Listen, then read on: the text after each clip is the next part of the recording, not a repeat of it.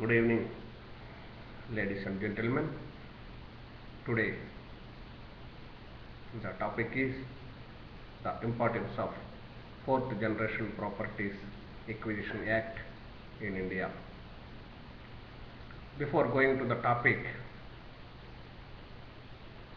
we have to discuss on the corruption in India. Corruption in India is a major issue and adversely affects its economy. A 2005 study conducted by Transparency International in India found that more than 62% Indians had first-hand experience of paying bribes or influence peddling to get jobs done in public offices successfully.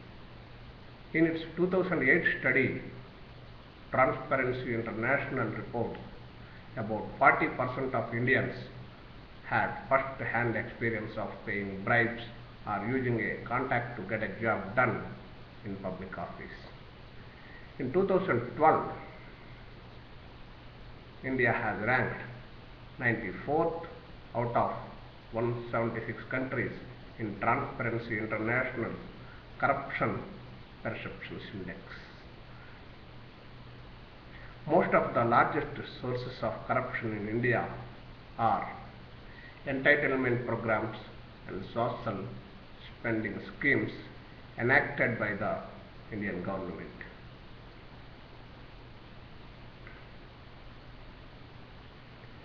The causes of corruption in India include excessive regulations, complicated taxes and licensing system, numerous government departments each with opaque bureaucracy and discretionary powers, monopoly by government-controlled institutions on certain goods and services delivery, and the lack of transparent laws and processes. There are significant variations in level of corruption as well as in state government efforts to reduce corruption across India. The main factors for corruption in India are: first one is black money. Black money means proceeds usually received in cash from underground economic activity. Black money is earned through illegal activity and as such is not taxed. Recipients of black money must hide it, spend it only in the underground economy, or attempt to give it the appearance of legitimacy through illegal money laundering. Possible sources of black money include drug trafficking, weapons trading, terrorism, prostitution, selling counterfeit or stolen goods, and selling pirated versions of copyrighted items such as software and musical recordings. Black money is also the name of a television series hosted by Lowell Bergman that explores the secret world of bribery in international business. And what is this money laundering means? Money laundering is the process of concealing the source of money obtained by illicit means. The methods by which money may be laundered are varied and can range in sophistication. Many regulatory and governmental authorities quote estimates each year for the amount of money laundered either worldwide or within their national economy. In 1996, the International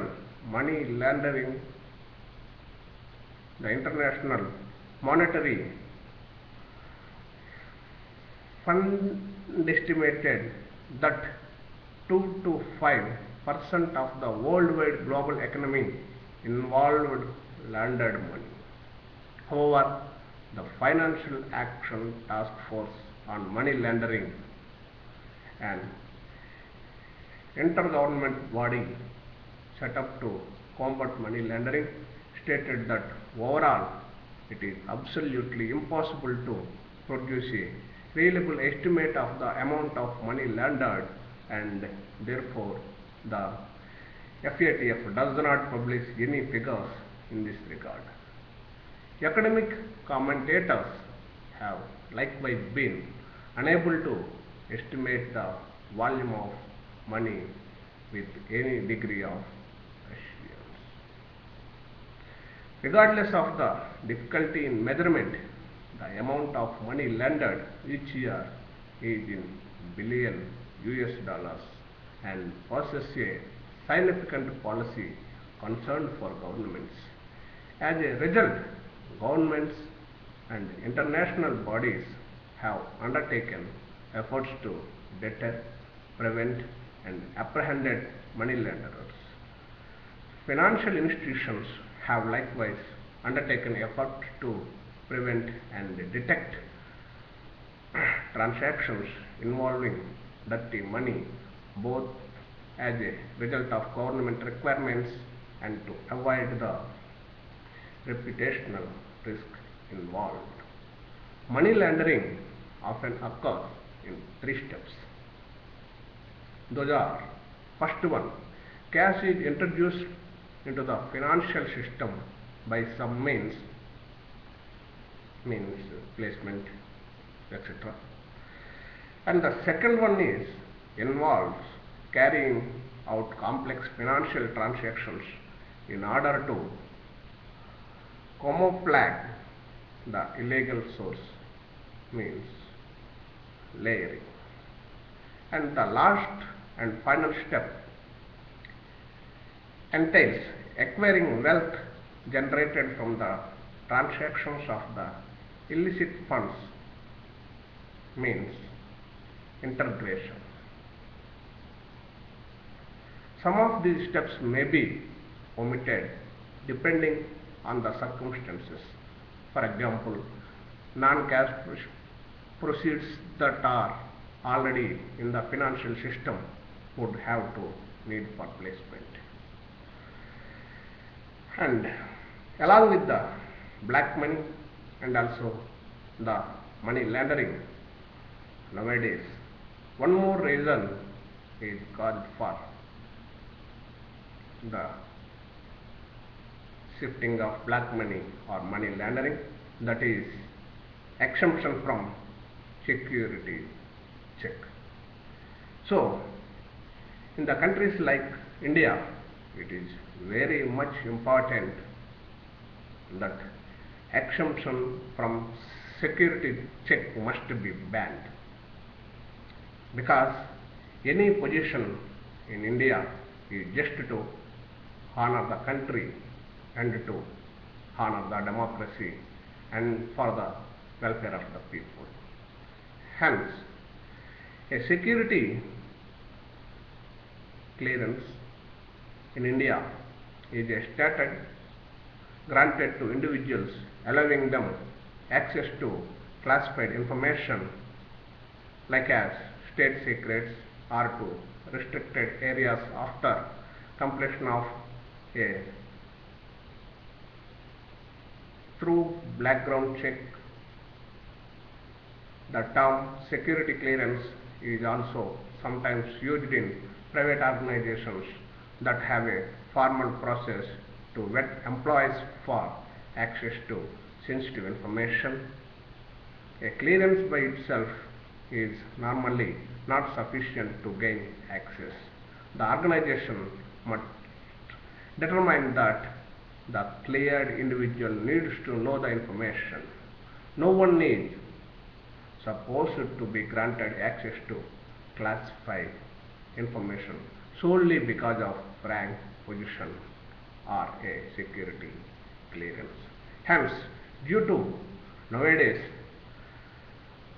the corruption in India is increasing day by day. Hence, it is very much important to ban the exemption from security check for any individual.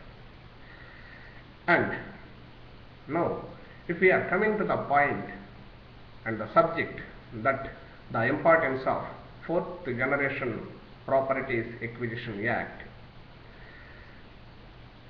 The fourth generation Properties Acquisition Act is urgently needed and must be created with the purpose of facilitating acquisition by the government of privately held fourth generation properties for public purposes. The word public purpose as defined refers to the acquisition of fourth generation properties for constructing educational institutions or schemes such as housing, health or slum clearance, as well as for projects concerned with rural planning or formation of sites. The word government refers to the central government if the purpose for acquisition is for the Union of India, and for all other purposes it refers to the state government. It is necessary for the future of the India and to control corruption in India, and that all the acquisition has to be initiated by the government alone. Local authorities, societies registered under the Societies Registration Act 1860 and cooperative societies established under the Cooperative Societies Act can also acquire the fourth generation properties for developmental activities through the government.